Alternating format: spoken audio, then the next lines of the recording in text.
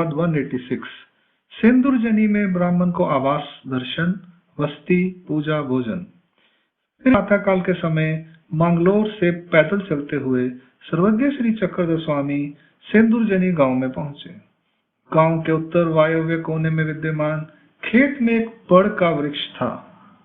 उसके नीचे भगवान आसन पर विराजमान हुए। वह ब्राह्मण वहां से थोड़ी दूर पीपल के वृक्ष के नीचे बैठा स्थिति सुख के आनंद में मग्न था। उसे देखकर बाईसा ने भगवान से कहा, भगवान, यह वही ब्राह्मण नहीं है जिसे आपने रिद्धपुर जाते समय स्थिति सुख दिया था। भगवान ने बाईसा की जिज्ञासा को शांत करते हुए कहा, हाँ माता, यह वही ब्राह्मण है। भगवान, इसे क्या हो गया है? आपको देखकर भी यह आपके दर्शन के लिए आपके पास नहीं आ रहा।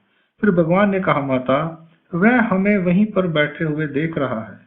फिर बाईसा भगवान से पूछकर उसे बुलाकर लाने के लिए वहां उस ब्राह्मण के पास गई और उन्होंने उससे कहा, हे ब्राह्मण, तुम्हें वहां भगवान बुला रहे हैं, चलो मेरे साथ।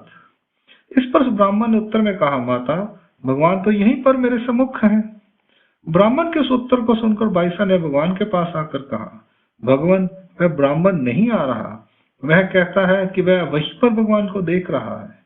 इस पर भगवान ने बाईसा को चातक पक्षी का दृष्टांत समझाते हुए कहा, चातक अर्थात पपीहा नामक एक पक्षी है। वह प्यास लगने पर गांव-गांव, देश-देश में विद्यमान नदियों, बावड़ियों और तालाबों के पानी को ग्रहण नहीं करता। अपनी चोंच को आकाश में ऊपर करके नए दिखाई देने वाले मेघों, बादलों से पानी प्राप्त करने की आस करता है। उसकी इस उत्कट हार्दिक इच्छा को ध्यान में रखते हुए बादल वर्षा करते हैं। उस आकाशवर्ती पानी को वह पीता है। फिर भगवान ने बाईसा से कहा, माता, वहां जाकर उस ब्राह्मण के कंधे को दबाओ। बाईसा ने वहां जाकर उसके कंधे को दबाया तो उसका वह स्थिति सुख समाप्त हो गया।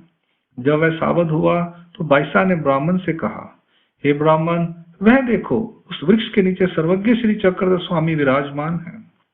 सावध होने पर जब उसने भगवान को देखा तो वह वहां से भगवान के पास गया और उन्हें दंडवत प्रणाम करके उनके चरण स्पर्श किए। फिर उसने भगवान को अपने घर चलने की प्रार्थना की। भगवान उसकी प्रार्थना को स्वीकार कर उसके घर गए।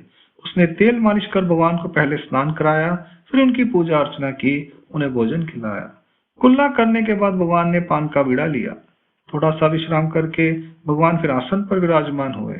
उस रात भगवान ने भक्तिजनों के साथ वहीं विश्राम किया।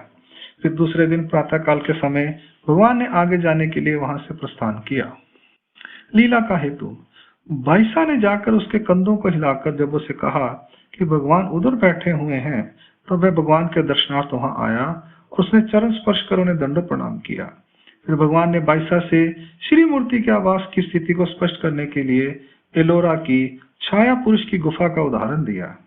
ब्रह्मा के विग्रह ने काकोसवाड़ी में अपनी छाया का आवास स्थापित कर दिया था, वह अब भी दिखाई देता है।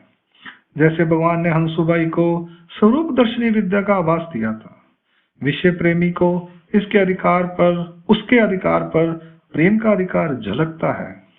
वस्तु का साजात्य आभास दिखाई देता है।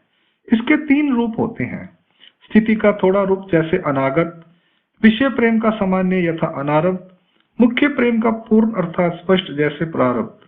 यह केवल परमेश्वर की विज्ञान लीला है। अंक लीला क्रमांक 186 यहाँ संपूर्ण होती है। दंड प्रणाम, जय श्री कृष्ण।